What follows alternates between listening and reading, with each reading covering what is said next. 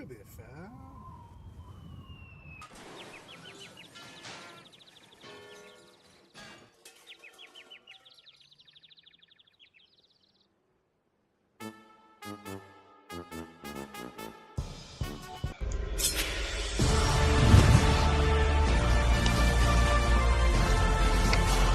By the way, tested out the Trigons and Bollocks.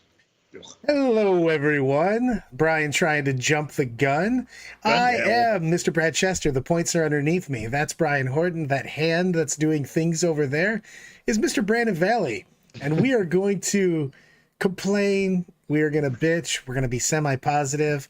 And we're going to start off with saying, hey, Exorcist. Yeah, go screw yourself. Here's a bag of dicks. Why? Yeah, Brad, let's start off on a positive note. How is everyone's July 4th holiday? Very relaxing for myself. I stayed home and did nothing. Nice. I had Bill Kim and his lovely wife come visit me for 5 days. We went hiking. We went drinking.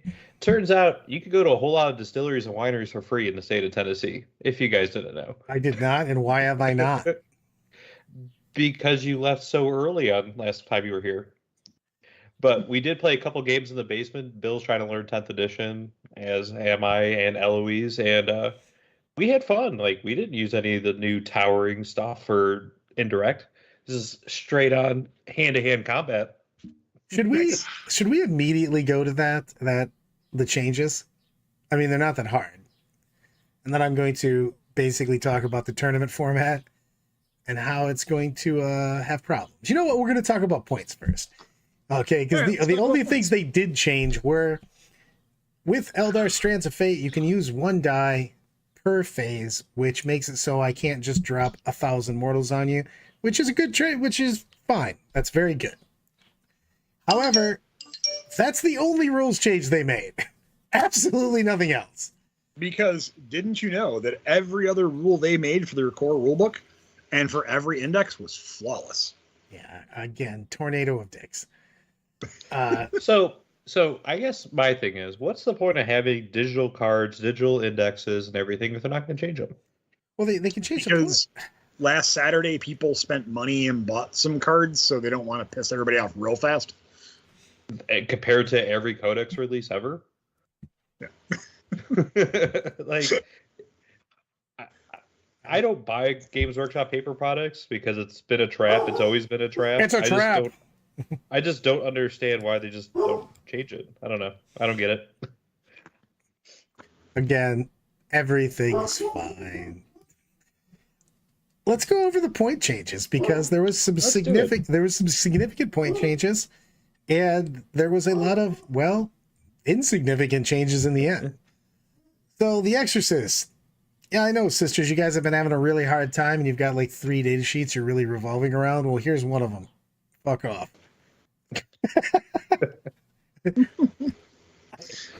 The Exorcist wasn't even that good, even before. Needed to be nerfed. That's all I'm saying. And it still has a built-in nerf where it lowers your leadership. All right. That it should get, you know what? It should cost 1,000 points. To lower your own leadership? 100%. And not in a good way.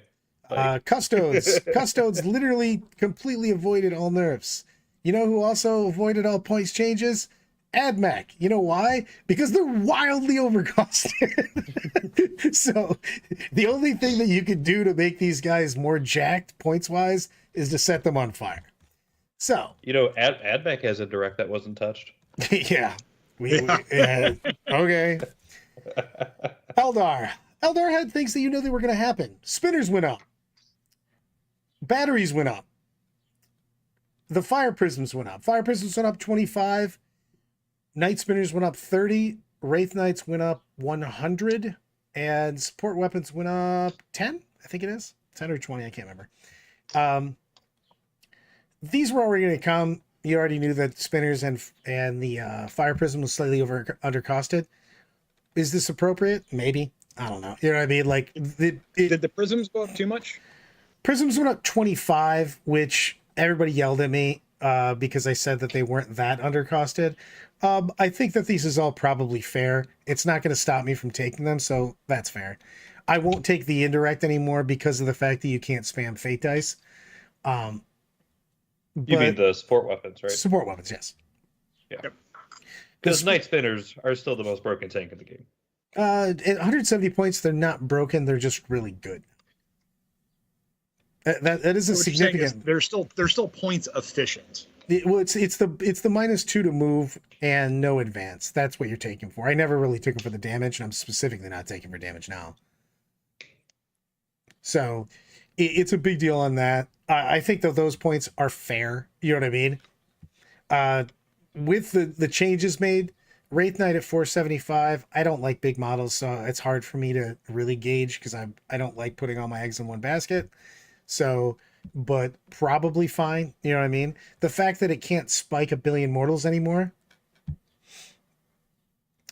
I probably will take one battery. I've been really debating on that, to be honest with you. Basically, my list right now either is gains 1 Hornet and loses all batteries, or loses 2 batteries and is just that's it. So let's go in chat right now. Someone asked what we thought the heaviest handed of the points changes was. What's your thought? It is the Lord of Skulls. He's 100% on that. Yeah, Lord of Skulls. It's not even close. That guy was already like probably not worth it. And you're like, yeah, how about we just obliterate that dude? Guard actually made it through not bad. I mean, obviously everything indirect got touched. Manticore, Wyvern, Ordnance batteries, and the Death Strike missile. Oh, sorry, the Colossus also went up. I don't think any of them went up enough where if I was playing Guard, I wouldn't just be playing massive indirect Guard, to be perfectly honest. What do you guys think on that? I'm going to agree with you on that one, that I think the Guard are okay because you're still going to be playing the indirects without a doubt. I just don't understand a couple of their points increase, like the Field Ordnance battery going up. Yeah, that didn't make any sense. That was already meh in the first place. Yep. I mean, they literally touched a bunch of indirect just because it has indirect, not because of its performance. So I don't really know. Again, we'll get into that in a minute. I got to get my chi together. I said I wouldn't be negative today.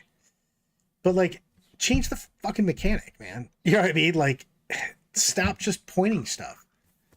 So we're just going to have an indirect problem the entire edition until they finally do what we did in 9th. And we kept saying, we need to change. Indirect needs to be changed. Indirect needs to be changed. Fly needs to be changed. And they finally went, God, if you're going to be that way, fine. So when's the next potential FAQ? 3 months? No, so they said the next point change was in October? I thought it was September. It's whatever it is. It's fall. September? Yeah. Yeah, I think you might be right. It might have been September. Yeah, it was 3 months. Yeah, it's beginning of I thought it was October. Yeah. Maybe. So either way. 3 months. So yeah, it's either way. It's the end of September, early October. Yeah. October. We actually ever gotten an orc release in October before yet? Not in a number of years. I think that this is fairly fine. I didn't think that Guard was already setting the world on fire right now. So I didn't really think that they needed a bunch of this. 100%, man. Change it back to the old way. -1 BS and +1 save. Yeah, it seems good. It's almost like we found an indirect fix and then we just said, screw that. Yeah, exactly. Nurgle Mac goes, perfectly balanced. Lasted long enough for me to almost unpack the model from storage.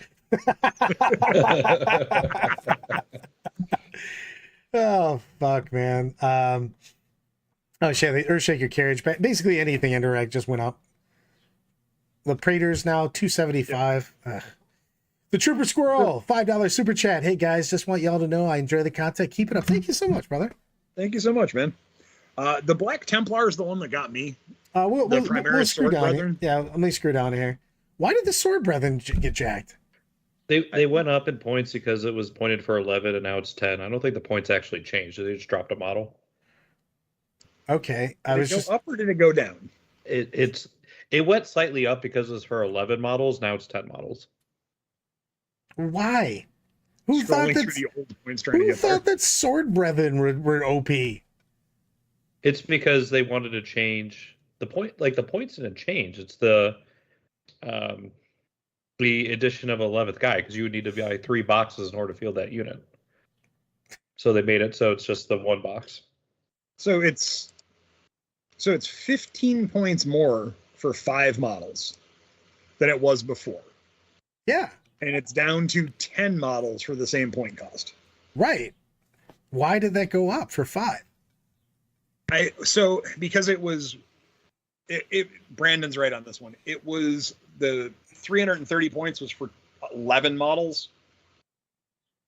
And now they just made it so it's 5 and 10. Sure, so but then bring the points down then. Yeah, they're still. I think they're a little high on the point cost side of things. I agree on that one. Well, they do close combat, so they are artificially expensive for some reason. Yeah, hoping the God that you get there. Hey, Blood Angels, did the Synchronator guide change? No. Oh, sorry. That was aimed at you, Brandon.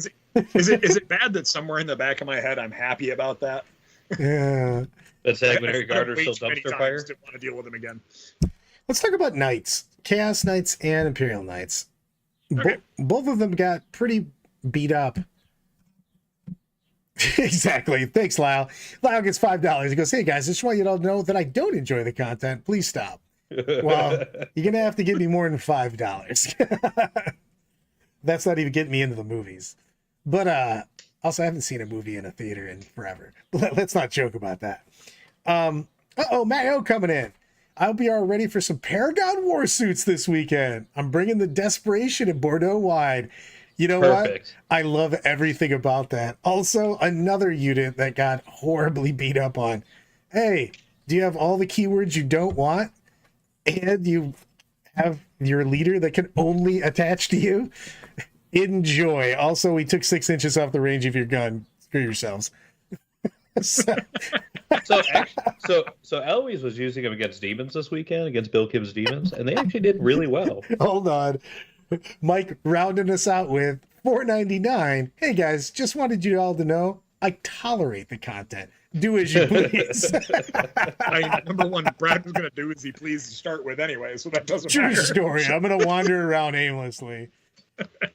The Chaos Knights changes, are they fair? Here's the thing. Oh, again, let me get I got to get my woosah going because these are so pointless. Ready? I'm going to tell you guys. I'm going to pull out the tournament. This is why I'm angry. It's the combination of everything. I'm going to show you guys the tournament packet, okay? And we're going to look at that. Knights went up. Effectively, you lose a small knight. Click. All right, cool. Let's go to terrain 3. Terrain layout 3 for GW, which they're saying to use. I think this is a fantastic board. Plenty of places to go. You also have these small gaps between where you can bring out a bike unit, a dreadnought, maybe a smaller tank. You can drive it right through, hide, and then actually, move out, interact with the terrain, get through it. However, we didn't change towering. It can see every single model of the board because they can shoot over the 2-inch pieces. They can shoot over. Can we even see my mouse now? No, we can't. So we can shoot over the 2-inch pieces. We can shoot between the others because they have true line of sight. We needed knights. You can't appropriately point cost the knights without destroying knights. You needed to address the towering keyword. Towering is the issue. The knight points, the knights could have been dusted a little bit because maybe they were slightly undercosted, but the problem isn't points on the knights. The problem is I'm going to bring double crusader and another big guy, literally fill in the blank, and I'm going to shoot your army off the board because I can see all of your models. You can't hide anywhere. You can literally hide in the one corner and go, you can't shoot this 1/2 units. Cool. Exactly. Matt, hold on. I need to go in with Matt O goes, I feel like Stephen Crowley should be on this call to defend himself as the representative for towering is fine. So Brad, this is where our major issue is, right? This is your GW standard terrain, right? This is your standard knight. can see everywhere. It's the problem is that it's not seeing over, dude. That is the see where it is. I'm not even talking about that. I'm talking about the fact that their new layouts have literally gaps between them, and they're a great gap. They're a great idea when they have the two pieces put together that form the L, touching. Mm-hmm. It's fantastic because you can put something behind it and you can walk through, and it's great. However, with towering, it sucks because I can shoot through that because towering is true line of sight. So I can literally shoot over the 2-inch piece. I can shoot through the 0-inch piece, the plexiglass that are touching, and it becomes super unfun for both players. You know what I mean? You can't do anything. I can't deploy against you not just seeing everything on their terrain setups. It would be great. They just needed to change the towering keyword, man. You don't destroy it. You don't kill it. You don't kill knights. You don't overprice knights. You just change the interaction if you want us to play on boards like this. Towering works. You can always toe touch in with the piece you're in and say that you can tower. Make it towering. Actual towering when you're within 6 inches, when you're within 12 inches. I don't care. But just make that the thing. Not if I'm 72 inches away, I'll shoot through the gaps in the terrain. You know what I mean? That's just bonkers town. And it has nothing to do with knights. We literally, ready? Spoiler alert, we're taking Chaos Knights and Imperial Knights to ATC. I don't care. Write that down. And we went, so we just lose one knight and we literally take the exact same list? Yeah. Yep. Okay. Like, all right, cool. They're more powerful than they thought they were going to be because their ATC American Team Championships has said they are bringing this. No one can see what I'm pointing to, but I'm pointing to my other screen, which is the screen underneath me. But we're playing these formats for terrain, and knights are just going to shoot you in your stupid face. Mm-hmm. Fuck. I mean, I don't know what to do with that. I mean, Corey goes, I'm looking at triple Tesseract Vault. It's that GW terrain combined with towering, I think, that makes it rough. Because if you have, let's look at WTC's 3 stories with no windows. Yes, you can play that. It's just it's the combination. My bad. He goes, Death or Glory, the Chaos Knight list for ATC went down 0 models. Got it. Strong. I actually think, yes, it did, because the fact that the Rampager, the Brigands, the Executioner, Huntsman, Carnivores, and Stalkers did not get touched. Only the big guys and the Rampager did not get touched. Hot damn. Like, seems solid. You know what? Hold on. Seems solid. You know what? I gotta Uncle Rico or I'm doing Uncle Rico. I can throw a ball right over those mountains, guys. I'm giving you the Ric Flair woo. And I'm going to continue on. All right. So if they acknowledge that towering is an issue, why not either adjust their terrain packet or adjust towering instead of just really random points changes? I think there's a short guy that just went rage-tastic on this. The adjusting the terrain packet, they are 2 weeks away from Tacoma? Right? Yep. They're going to be in for a surprise. They're going to see it firsthand. Now, with Stu and Mike Brandt and the interviewer that they had on that stream last Friday, they were like, we are going to make this change here, and then we don't expect another thing until. And they said, don't expect. I think when they see this weekend's results, Tacoma's results roll in, and then at the end of July, you got a big Canadian event. And you have LSO also. Yeah, and you have LSO. Once you see all those results come in, they may go, oh, we didn't either. Their quick fix was, if we just increase their points, it'll take stuff out of the list. It won't be. And stop treating the symptom and treat the actual problem. The towering. And maybe when they see it not get affected by points, the problem is when you look at points, it already is inherently flawed, because if you make points so high that knights are now not a thing, then the knight player is screwed. You know what I mean? Yep. Stop. You can't do that. You're either saying towering's the problem, points isn't the solution, because if you point knights out, the faction's not playable. If you do what you just did, then towering is still abusive, and especially it's coupled with it. Knights aren't the end all be all if you've got tons of 3-story, no windows terrain. But who has that? You know what I mean? Not very many people have that, especially in the States. Like in Europe, we have a lot more of that because that's what they run more of in the WTC. So they have more of that. Here in the States, we're like literally running GW terrain, which means that you're just going to get flatline. And especially if you're running the new format, which I actually like the new format. I'm going to click over it again. I love these sets. I think they're great. I don't want to be shitty about this. It's just terrible with towering. You know what I mean? These are fantastic. We played multiple games on this set, and it feels great when not playing towering. It has places to hide. It has places to move. You can interact with it. This is a great idea if you fix towering. So I want to give them credit where credit's due. I really do enjoy this. We played multiples on this, and they have some great ideas. But it's not a great idea when I play freaking knights and you set up your army tactically, and I go, cool, I can still see you. Still see you. Boom! Click, click, boom! I just don't know, man. It has been, since day one, it has been tough to balance knights into the meta. When knights are good, they are oppressive. When they are bad, they are just really bad. There has never been a point that I've seen where they've just been like, oh, they're a good, solid B tier, B plus army. It's either one extreme or the other, it seems like. I mean, he's got a point on that. I mean, I keep saying if, but like, Difflix goes, I'm on board with a big, cool layout if, with capital, if towering doesn't exist. Yeah. I mean, it doesn't even have to not exist. It just has to be changed. That's my biggest problem is like, we have for weeks now been talking about different ways to fix towering. And I would have been happier if GW completely shit the bed, but tried. You know what I mean? Made a bunch of odd rulings and whatnot, but just like ignoring it and point fixing, that's just dumb.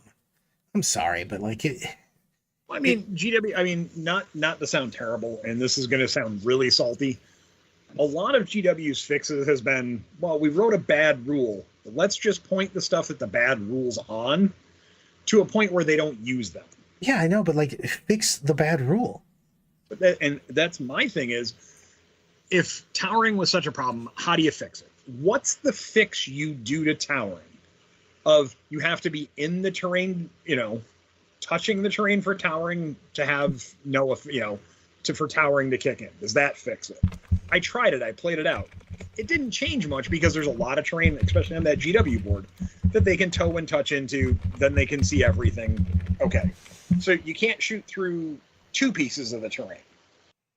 All right, that might eliminate long board shooting, but it doesn't fix every problem because there's a lot of angles you can get to on that board where you can see not through 2 pieces of terrain, but it's a little more difficult. It makes movement a little bit better.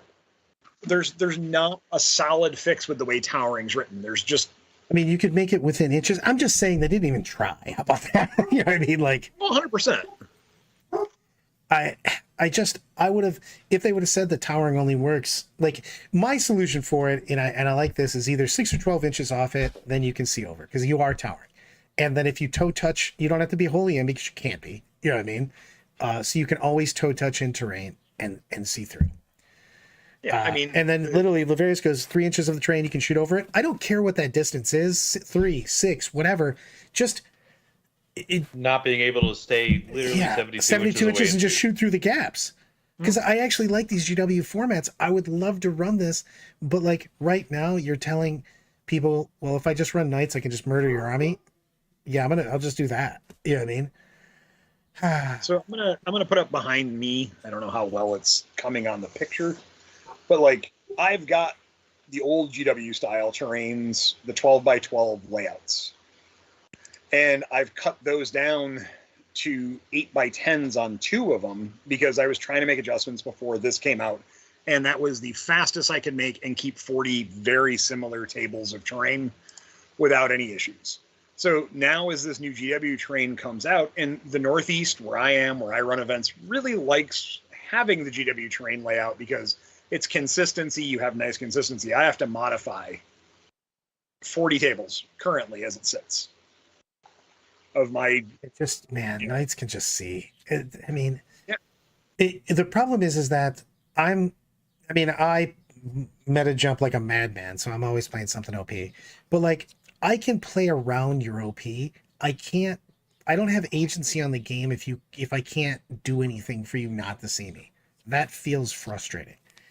I don't care that your model's underpriced. You know what I mean? And you get a billion of them. I can do something about that. If I can't hide from you at all, I don't have agency on the game. My generalmanship means nothing. Yep. So that's what I just want the ability to play the game.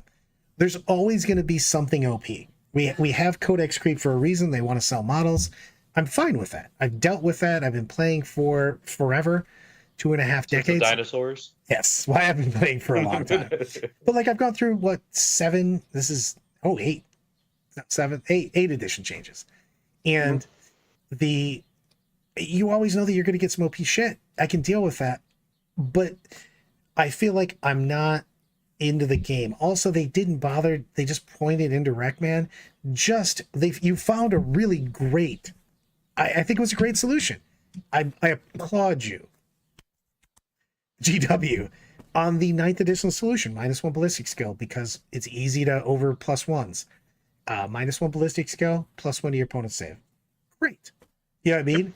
It worked. It wasn't perfect, but man, it allowed. It was something. Yes, it was something. The issue is, like, they kind of half kept that with 10th edition, right? Because you're still -1. But no, there's a huge difference, though, dude. And the only issue is, but you can't. It's way different, though. Ready? it is. But no, I'm saying ballistic skill modifier is night and day difference than a -1 to hit modifier. It is because I can overcap the -1s, ignore it. I can't ignore the BS modifier on it. Yep. Also, they don't get +1 to their save anymore. You get the benefits of cover. Benefits of cover are not as good as they were before because it's easier to get cover. They tried to keep the same thing while changing it. This one felt like change for change sakes to me. Like, they wanted to keep it the same, but we decided to change it. The problem is a lot of indirect stuff has ignore cover. Yep. And so now that is completely out the window. And I don't feel like this, like, they had a very elegant solution. I agree with you. I applaud them for that one. But now it's just, Because Desolators are still fantastic. Like, sure, they went up 100 points for a spot of 10. You're still taking 10 to 20. I'm taking 20 right now on our list. We Yep. will take 20. You know how we got those points? We dropped 10 Desolators. There you go. List didn't change. Again, this is why pointing stuff is fucking dumb.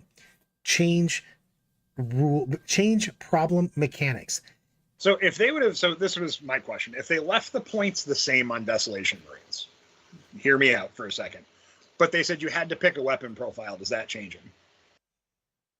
It just changed the indirect thing. It literally just changed the rule. Yeah. Use the 9th edition goddamn rule.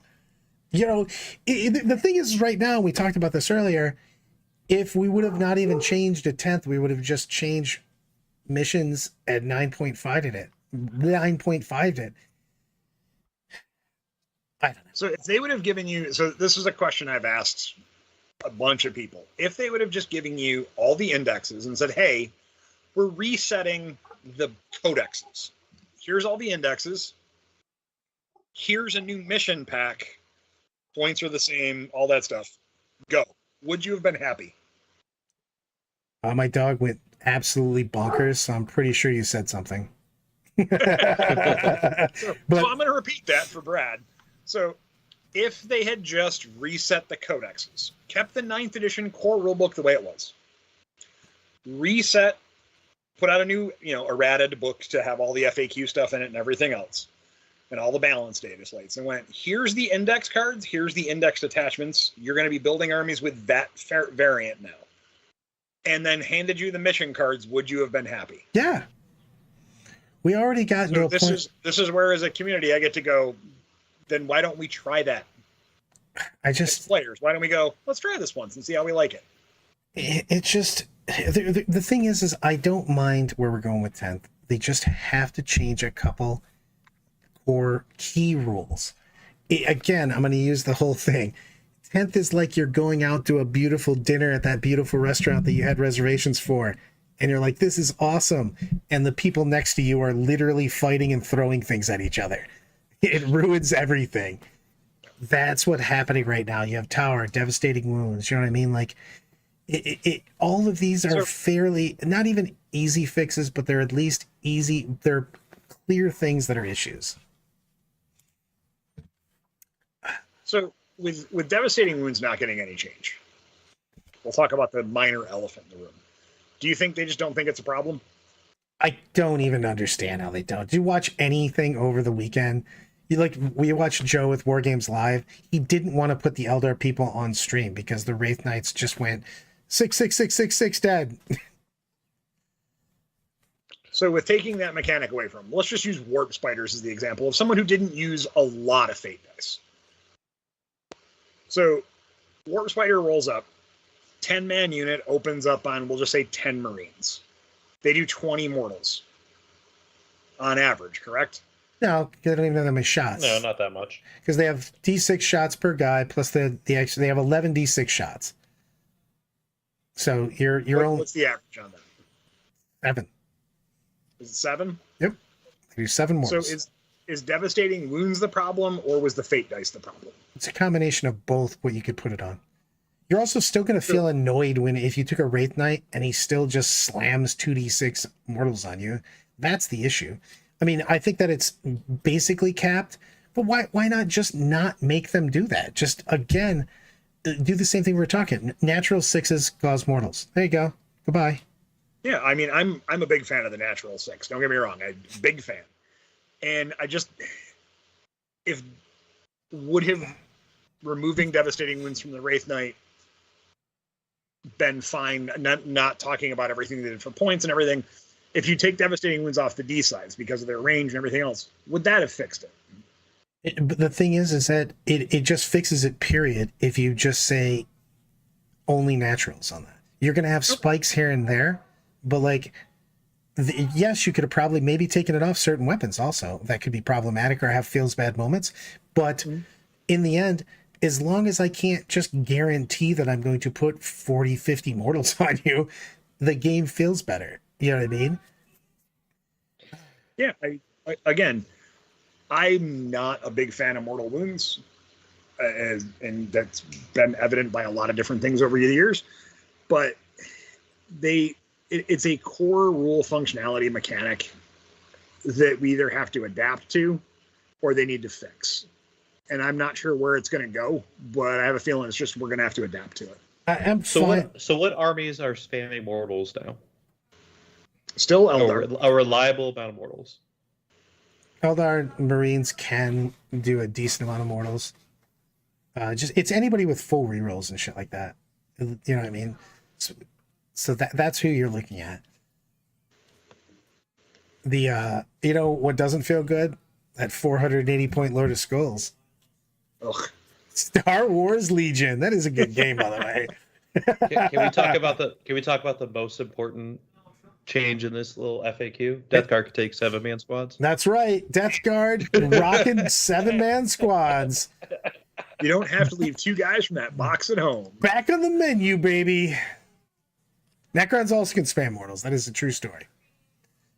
So, yeah, I mean, you could rock out all the Webbers all the time. That is pretty funny, actually. You could roll 1,000,000 dice. But I don't know, guys. Why just points? And I know I'm scrolling really fast for everyone as you guys are watching me Blair Witch Cam the points totals there. Also, I wanted to go down. You know who was overpriced? I just made up a word. You know who was overpriced? Grey Knights. Purgation Squads. Take it to the face, bums. You deserved it. They had some indirect fire with them, right? Well, the entire unit. It was a psychic power. Yeah. Yeah. Take it to the face. So it's just they get the kick from the indirect nerf. That's right. The indirect nerf this time was, all right, it's indirect. We're going to increase its points. Now, certain things didn't get that points increase for indirect. Because Gene Stealer Cult didn't get any of the points increases for their indirect.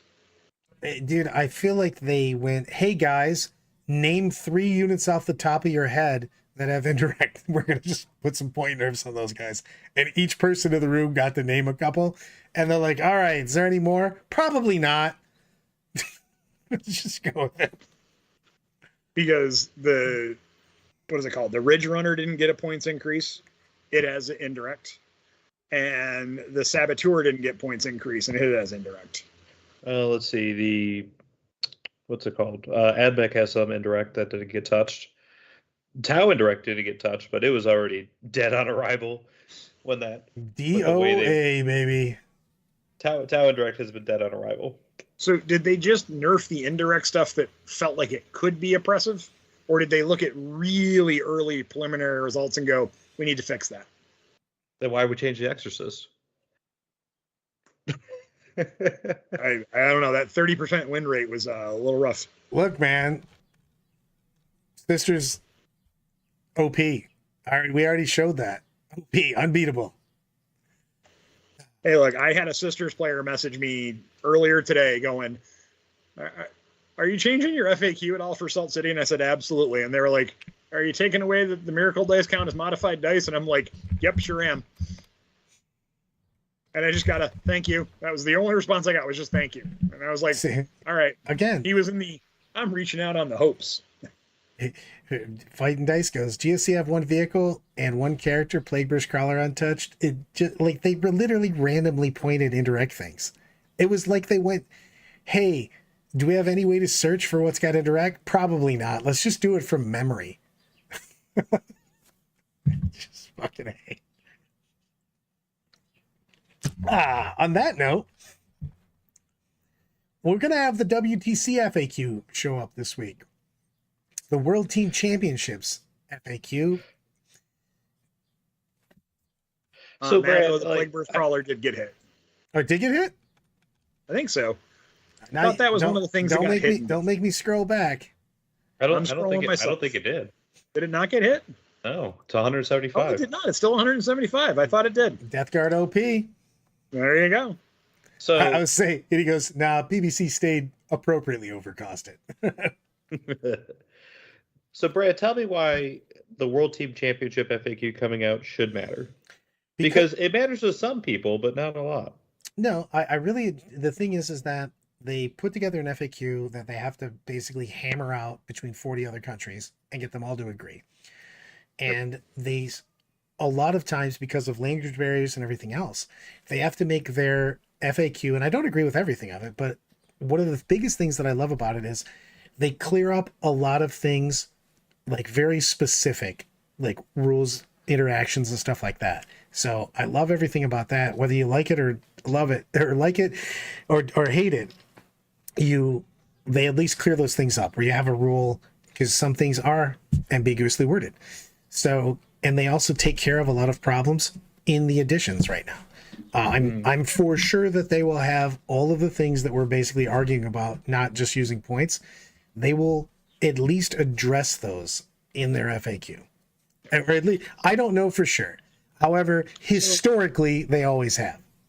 Historically, they have, and as someone who for a long time has been a huge supporter of that community and a huge supporter of that FAQ, I'm hoping that they clear up some of the stuff that, I mean, honestly, got 127 questions emailed to me for an event that's happening, Salt City GT, and probably 75% of those questions were the same 3 questions.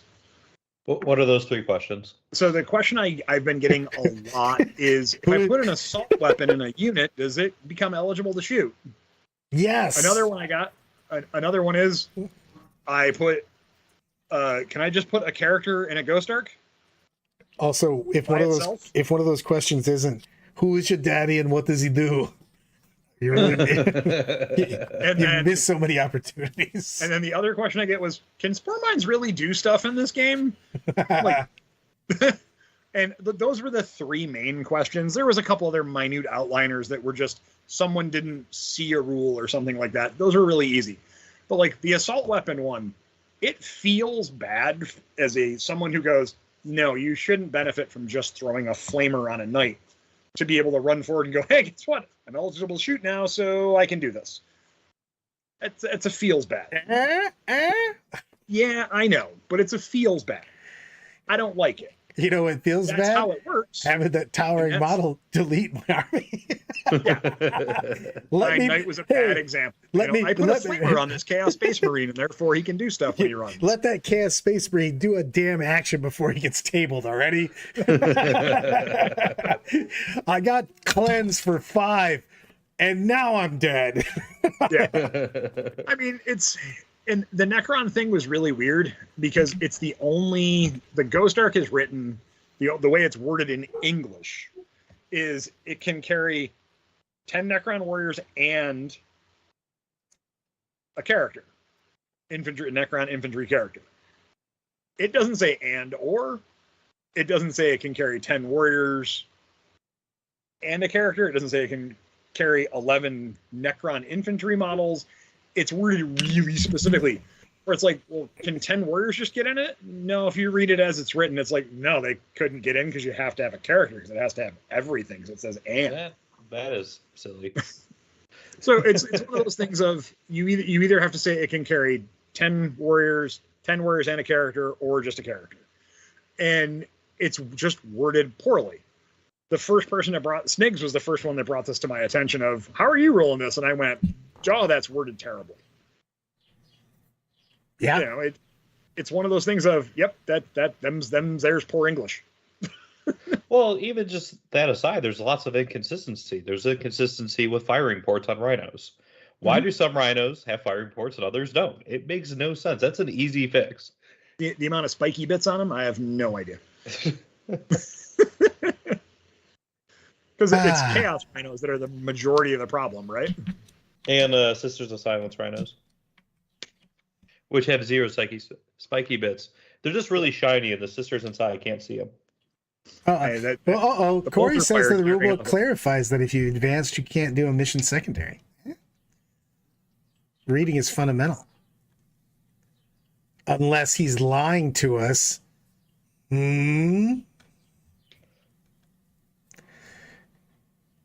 we looking this up? We are. We are.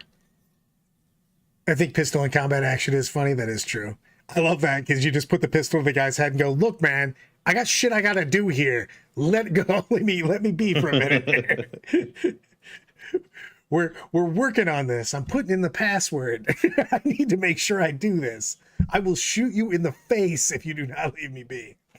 So Brad, while Brian's looking that up, what are you taking this weekend to Salt City? Because Salt City's this Friday, right? All of the Eldar.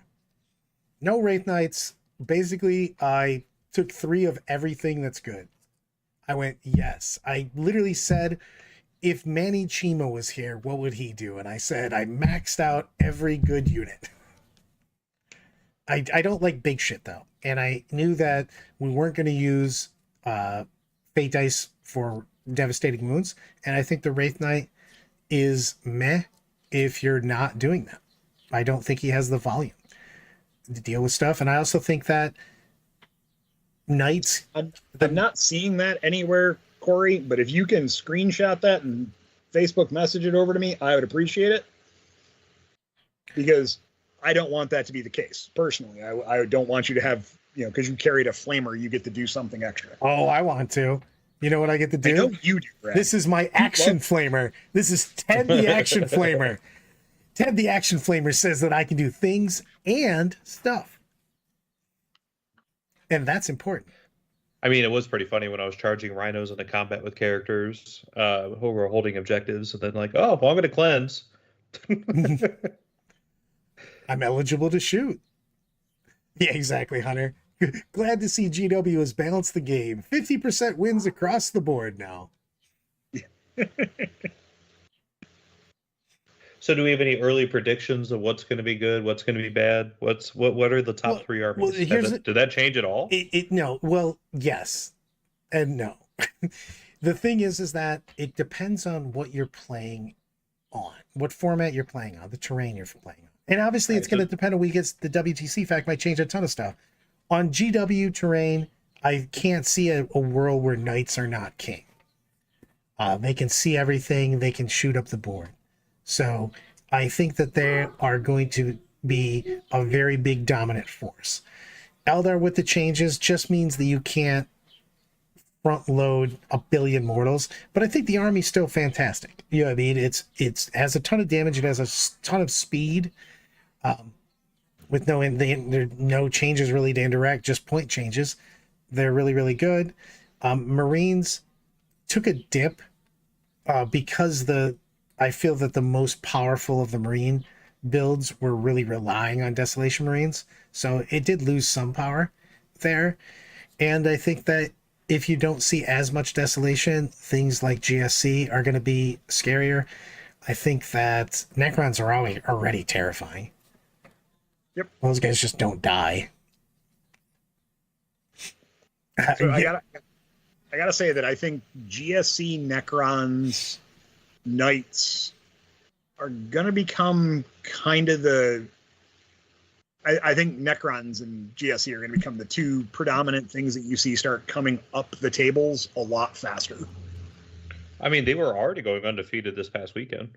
Yep. The Lord of Skulls. Why did the Lord of Skulls go up more than Wraith Knights? Answer: GW hates me. You're not wrong. I think they personally hate you. Well, exactly. Even that's inconsistent. Like for the Chaos Space Marine book, it only went up 60 points. For the World Eaters, it went up 100 points. Yeah. Why? No one was taking that model. Well, they're really not taking them now. Take that. Also, Triple Warden Knights, 4 times Warglaze new meta, calling it now. I think it's going to be Helverin love. They still have anti-fly too, which is gross. It's so gross. You're like, hey man, I'm gonna wound you to 2. What's your toughness? 600? Cool. 2. Seems better. You know what has a lot of fly and is still good? Eldar. I'll say everything in my army has fly. Actually, hold on. Nope. I have Rangers in my army. So I have something without fly. I have 1 unit without fly. Everything else is fly. Well, again. We're all hovering too. I love that Eddie called me out. Class of definitive answer from Brad. You know, it could possibly be the thing with the stuff if it was on a Thursday, but maybe not. You're welcome. Also, I'm looking forward to playing that. I didn't like the Devastating Wounds version of Eldar anyways, and I've actually been playtesting for ATC, and I actually wasn't using Fate Dice or Devastating Wounds because I didn't know what the fix was going to be. So I just figured, let's make lists that don't have either, and just play. And the list felt fine. It's a good army. There you go. Said it. Eldar's probably going to be all right. There we go. Fine. Triple Crusader, 3-time Helverd, and 1 Warglaive. Now you're talking you're speaking to my heart. So now if we're playing on a tournament with actual terrain that's not GW, what are your top 3 then? Well, it depends, because there's multiple boards on WTC, and if we embrace a lot of those that have double, each side has 2 pieces that are 3-story, no windows. And that means that knights aren't just picking stuff up for free. So then we have to actually play the game. So I still think knights are very, very good, but they don't just insta-disintegrate everything. So you have options. You can counter the knights with it. And I think that we're probably going to have to just embrace terrain, to be honest with you, to get the meta there. I don't really know how it feels at that point in time, because like WTC is hard to say because they have 8 different style of boards. You know what I mean? So you pick them because it's a team. You basically defend, you pick a board, and you go on and so forth. But they have multiple boards that are heavy. So if you made the terrain, the tournament standard was the heavier boards, the mid to heavy boards in WTC, then I think you have a little bit more sway just in your ability to play against knights. And then I don't think that they needed these big point nerfs, to be honest with you, if we change that, which again goes back to if they just change the goddamn tower keyword, I don't think you needed to change them at all. So let's just say the towering keyword didn't exist. Take that out, Knight's fine. Knights are fine. They're not like scary. The problem is Knights. This is the problem with fucking around with the points in Knights. Is they vary wildly in power level depending on what terrain setup you're playing on, and that shouldn't be the case. You know what I mean? Armies should be, a different power slightly depending on what kind of terrain you're playing on, but it shouldn't vary crazily. You know what I mean? Whether or not they can just see everything on turn one. So as we talk about terrain, and we're talking about the GW standard table layouts, where pretty much all the tables are the same. When you start looking at events that have every table being different, does that bring generalship into things much more? Yes. Yeah, 100%. I mean, I like different tables of terrain. Like when we did our streaming weekend, we had 5-6 different unique combinations, and it was fun. Like it dramatically impacted the game and how it was played. Every table being GW terrain where the highest piece of terrain's 4 inches, it's going to feel bad real quick if you could just plan for that.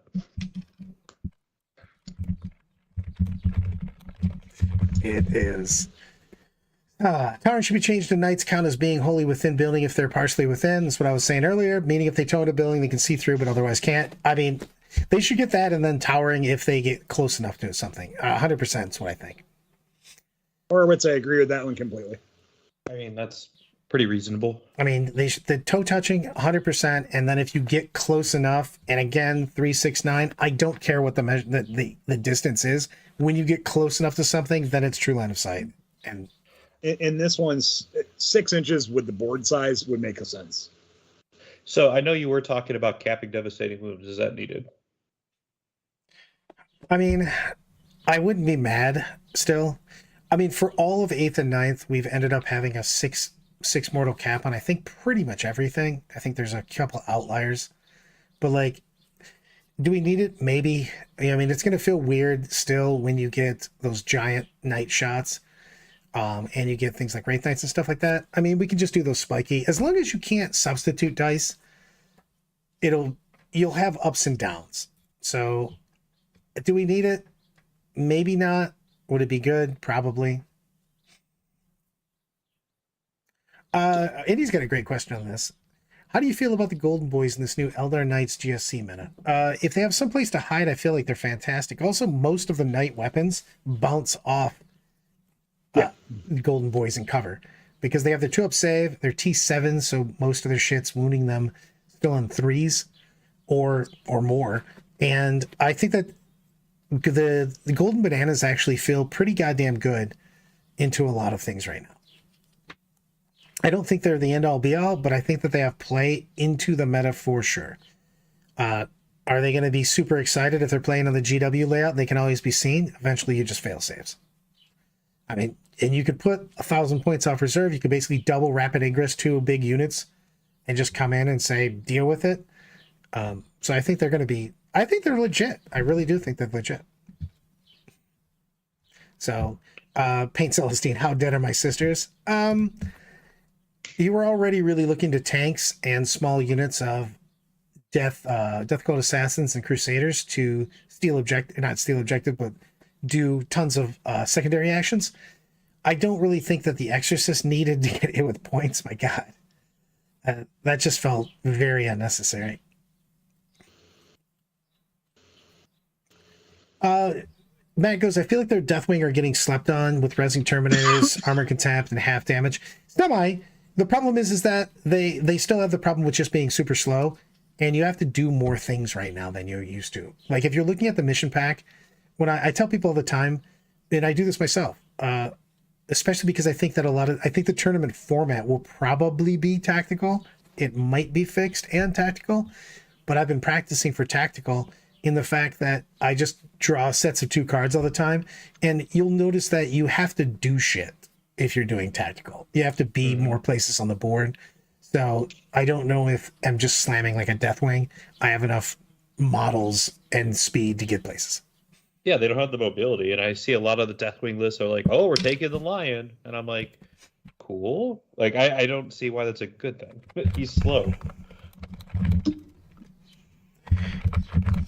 I love it. I'm gonna go back to my old thing. It just Hunter goes in both Hunter and fucking Andy had talked about like GK already being kind of sucky with their points, and then GW just slapping another nerf on him.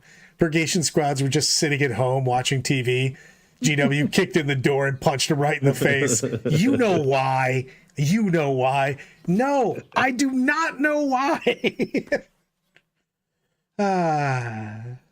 But you know. You know what? This might have happened. And he goes, it feels like GW walked into a room with all the factions doing the spinning windmill fist that little kids do, and certain factions reacted too slowly and got hit with points nerfs. He's kicked open the door. Certain people walked away slowly. Ah, man. You know what I should have made the thumbnail today? Hey, man, does towering affect me? No. Do points affect towering? No. Okay, I'm all right then. Am I excited? Tell me how you really feel. Well, I'm psyched to play still, because I think that I still have hope. Let's talk about playing a little bit then. So this weekend we have the Salt City GT coming up, and lists are due tonight by midnight. So for those of you who are playing in it, lists are due at midnight. If you don't have a list in, you'll probably get an angry email from me in the morning, because many other podcasts and everybody have kind of done hey, we want to do a list review show. Can you tell us when your list's unlocked? And considering one of them was an Australian person who happens to be a friend of mine, I said, sure, we'll make sure that gets done. So please try and get your lists in tonight. And you're not doing points, correct? I'm not. The current 1.2 points update, no. We locked the points in on July 1st. We are using the July 1st points, which would be the 1.1 points when they first put Forge rolled in. Forge rolled in, correct. And if you need that, it is on my screen. It is on my website for the Salt City GT. I have to go to the wall real quick. First off, Trooper Squirrel, this is Brad trying to be positive. I want a full unfiltered show. Corey goes, towering is Brad's new flyers. And then Paid Celestine, still my favorite. Oh, after today, it's definitely going to be Salt City. So we always laughed that in Syracuse, one year for Christmas, I gave all my guys a Funko Pop of the Morton Salt Girl, because everybody was being really salty, like whatever time that was a couple years ago. And we all thought it was funny, and then we kind of adopted it as the Salt City GT's modified mascot. You know, we made it a Space Marine underneath the Morton Salt umbrella, but it's good fun. And yeah, there's going to be some saltiness. It's going to be really entertaining, especially when on Saturday night we're through the first 5 rounds. Everybody's done early. We're all going out to dinner and hanging out. It's going to be fun to sit around and listen to conversations from other people than myself. I got 2 things. One, my trying to stay positive was goofed by the fact that I thought I was so hopeful for the changes, and that's why I'm upset. And my question for you is, what's the sweet spot of shots to get me pure, unfiltered Zoob craziness that still makes sense? Oh, so full unfiltered Zoob craziness? Yeah, it's still gotta make sense, because if you get him too drunk, he just starts yelling about of a bottle of Ciroc vodka in about 10 minutes. So for you, 6 shots in 15.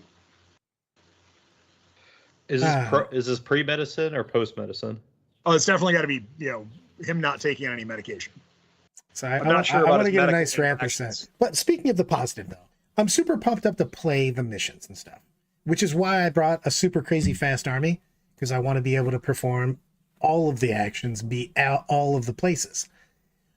Because I do really like the cards. I like the tactical a lot, and I'm looking forward to playing them. This will be my first tournament in 10th. So I'm juiced to play that. I'm 100% taking tactical every time. I should take... you don't have a choice? I was to say, I don't have a choice. You don't have fixed. Yeah. Eloise did buy a castigator, Indy. We finally got her one. Yes, you finally got Cassie for her. I love that she was trying to literally fix the drawing because she wanted it. Well, the best part about it is so we did the drawing last week and we announced all the winners, and I gave away most of the prizes. Some of the prizes are unclaimed, so we'll have to figure out what to do with those. But the castigator was like the first thing to be claimed too, and it wasn't Eloise. They really wanted to keep that away from her. So yeah, and he said he's going to change his screen name to Eloise's Castigator. It's like, I gotta help Eloise out here. Yeah, exactly. KR goes, I just got home and on here, and to paraphrase Brad, what is even happening here? But I don't know. Okay, here's my next thing. WTC is going to fix the day. Eloise, you need one of these? Dick move, man. Dick move. I might just buy. So we got one. One of our friends is selling some sister stuff for another friend, and I'm like, hey, why don't you just offer him, not a reasonable amount to get all the sister stuff you think you might need, like a castigator and exorcist and 20 sacrosancts, because I think sacrosancts are actually pretty good with characters leading them. She's like, okay. So she just bought a whole bunch of stuff. So I'm like, all right, you ready to paint this? And she's like, no. So she does have one castigator, and I think maybe this weekend we'll get her a second castigator. So Matt O coming with got to pick up 2 Hammerfall bunkers at Salt. Matt, the funny part of that is I think for terrain last year, I built like 10 Hammerfall bunkers for just random terrain for a couple tables. They're still kicking around in my boxes. Chalk to me then. So over the weekend, there's a guy real quick, Brad. This is a quick story. There's a guy on Reddit who is just playing pure Hammerfall bunkers. Like he has 3 of them, and he's just bragging about how this list is untouchable. Did you say I've seen someone Hammerfall play bunkers? them. I've seen somebody play them and put them between terrain, basically making it so you can't charge or get to anything behind them. So it's got some play. It's not good play, but it's got some. The Hammerfall bunker meta. Oh man, I love everything about this. Okay, before we go, this weekend, Salt City, if you're not Knights and Eldar, who's doing the best? Not them. Not Knights, not Eldar. On Salt City terrain? Salt City terrain, which is right behind Brian, which gives some pretty big firing lanes here. Yep. I mean, I can see World War Tau's okay. I don't think Tau's as bad as everyone's giving him credit. I think they're pretty solid. They still pump out a lot of shots. They still have the maneuverability. Yeah, it sucks they can't go through walls with half their stuff, but they're still putting the beats down. I can also see World War Space Marines do pretty well too. I think the call. I agree with Matt O on this one. I think it's going to be Krons. I don't think that enough players have GSC to be. Yeah, exactly. I just don't think anybody's going to have it at Salt City. I do agree that GSC is going to be. We argued about this so much. Crawley thinks they're absolutely trashed here, but I think that Necrons are the real deal. I think that GSC is trashed here. True. He thinks they're trashed here against certain armies. Okay. I mean, yeah. You could say that about any army, though. But I think that Necrons are the real deal. I think that they're going to do super well in tournaments. I think in a Wild West meta, and for the most part it still is, the things that are going to surprise people is Necrons, because somebody's going to dump a ton of Necron, a lot of firepower into a Necron unit, and they're just going to get back up. And then they're going to see him shoot back and go, oh crap, they can pick stuff up now. And that's going to be interesting. I think the other army, to me, at Salt City, that's going to be really interesting is armies that have figured out that you can, and although lists are still available to be put in, my thing is redeploys now happen before you determine first turn. They're all written that way. Is that your FAQ? That is the way it's written in the rulebook. It makes them pointless, and we had the same thing happen when we first did redeploys, and then they fixed all of them. and then hopefully they fix it again. But currently, it happens in a step before you determine. Why would you bother redeploying if you didn't know who hit first? Sure. So there's a simple reason on why you'd redeploy. So Why? let's say You got to set up those traps, Brad. I will give you an answer to that, Brad, if you're ready. So I'm ready. I'm going to take and put 1,000 points of my army into Deep Strike, and then I'm going to put 2 Wraith Knights on the board, and a guy who has redeploy, and a couple smatterings of other units. Small, nothing. And I'm going to pick those 2 Wraith Knights up, which are almost 800 points in my army, and the one guy, and leave 100 points on my board and go, and it's your turn because I redeployed everything. It doesn't count towards strategic reserve. I have basically null deployed. You can't shoot me on turn 1. That's what it's there for. I don't like it. I think it's really gamey, but it is there, and it is something that's going to happen. I guess. I mean, it's just... blech. Blech. Yep. I mean, you're going to see Space Marines do it. Because Space Marines theoretically could drop 1,000 points of Terminators. And I'm just throwing that out there as a random thing. I'm not saying this is the list to do it with. But you throw 1,000 points of things that have Deep Strike for Marines off, right? Mm-hmm. 3 Impulsors with 5 Desolators in each, and 3 characters, and you go, and now I redeploy those and pick those up and put them off the board. I mean, it's something you can do. I'm not saying it's the best thing to do, but it's something that can be done. There's nothing that says that you can not be completely pushed off the board now, too. So I'm just going to cover the board. Yeah. It's all good. You know what? It's such a weird thing. So to answer your question, Brian, Corey said that on page 19 of the rulebook, it says a unit is eligible to shoot unless it is unless the unit has advanced or fell back. So then if you go to the assault weapon rule, and on the assault weapon rule, it says that you are eligible to shoot. Yeah, so therefore, it's a rule that overrides the basic rule. So therefore, you become eligible to shoot. But what happens if all you wanted was just a dance? And then I'd have it my way. Exactly. All right, kids. We're going to do stuff and things. We're going to rock and roll out of here. Appreciate everybody hanging out with us this afternoon. Apparently, I can't talk. I'm old. Brian, I'm broken. So real quick, Brian, are you having a stream of this weekend? Yeah. Tabletop Live is going to be there. I've spoke with them a little bit. They've apparently have everything worked out with the hotel to do streaming. So can you put a link to the minute I have that available? Absolutely. Perfect. Okay. I would love to watch since I'm unable to come this weekend. Absolutely. I will. The link will be up on our Facebook page the minute I have it. Let's rock and or roll, everyone. Good luck. Have fun, guys. Where's the catchphrase? Stay milky, my friends. My friends.